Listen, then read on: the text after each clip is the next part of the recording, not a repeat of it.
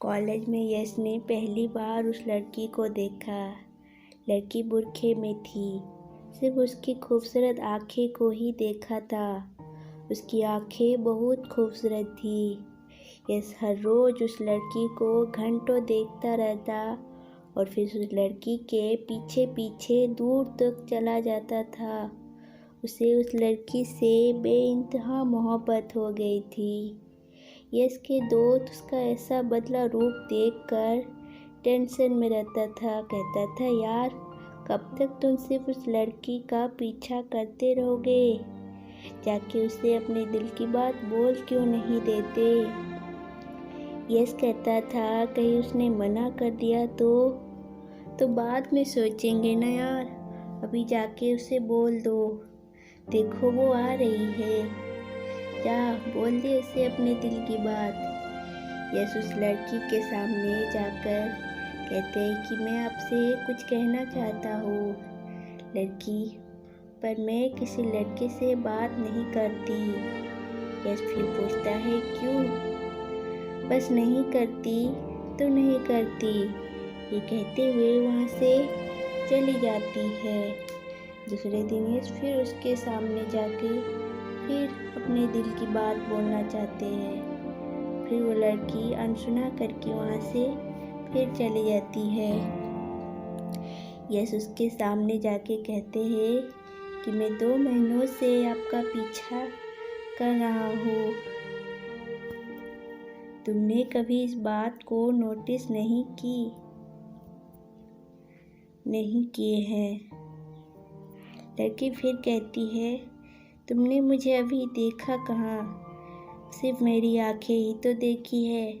आंखें देखकर कौन प्यार करता है भला? ये तुम्हारा प्यार नहीं, पागलपन है। अपनी आंखों से ही तो तुमने मेरा दिल चुरा लिया है। यश कहता है, मैं तुमसे बहुत प्यार करता हूँ और तुम्हीं से शादी करना चाहता हूँ। लड़की की आंखों में आंसू आ जाते हैं। अगर मैं बदसूरत हुई तब भी? लड़का कहता है, हाँ तब भी, क्योंकि मैं तुमसे प्यार करती हूँ, बहुत प्यार करता हूँ। लड़की अपने चेहरे से नकाब हटाती है। उस लड़की का चेहरा चांद से चमक रही थी, बहुत खूबसूरत थी। उसकी जैसे आंखें खूबसूरत थी, उसके होठ, सब कुछ के चेहरे पे वो बहुत ही ताजगी थी। लड़का कुछ देर तक उसे देखता ही रहा, फिर उसे गले लगा के कहता है, चाहे कुछ भी हो जाए, शादी तो मैं तुमसे ही करूँगा। लड़की भी उसके प्यार को, प्रपोज को हाँ बोल देती है। दोनों रोज साथ में समय बिताते हैं और घंटों दोनों एक साथ वक्त बिताते थे। फ़ोन पे दोनों घंटों बात करते थे।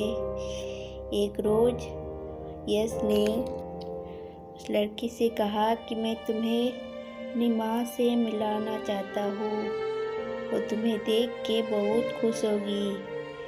उसे एक खूबसूरत साड़ी देके कहते हैं कि कल तैयार रहना, मैं तुम्हें लेने आऊँगा।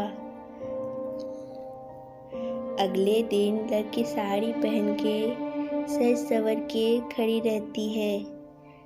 वो घंटों उस यश का इंतज़ार करती है, पर यश नहीं आता है और इस तरह पूरा दिन बीत जाता है। यश तो नहीं आता, पर रात को उसका मैसेज आता है। बस उसमें लिखा होता है कि सॉरी यार। लड़की को कुछ समझ में नहीं आया। उसने उसे कॉल किया, कहते हैं कि आज तुम मुझे लेने क्यों नहीं आए? मैं साड़ी पहन के कब से तुम्हारा वेट करने लगी थी।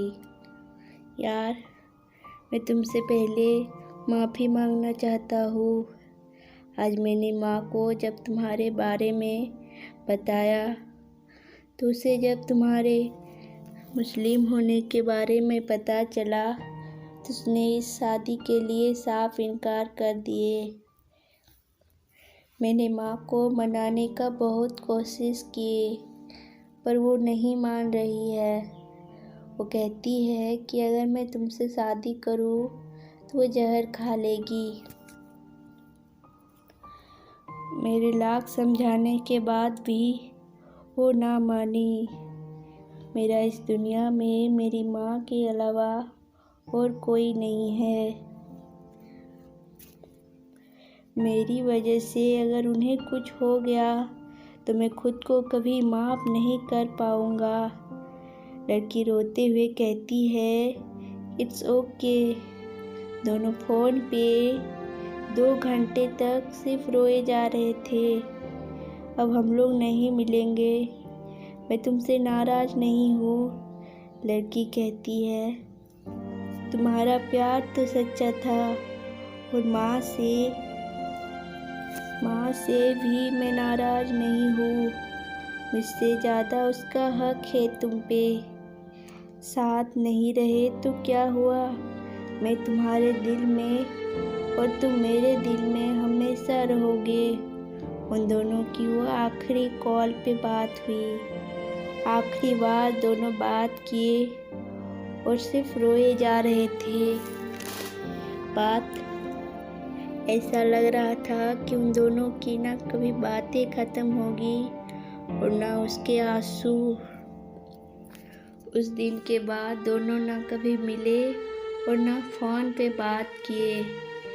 ज़रूरी नहीं कि इश्क में बाहों के सहारे ज़िंदगी कटे। किसी को जी भर के महसूस करना भी मोहब्बत के साथ रहने के बराबर होता है।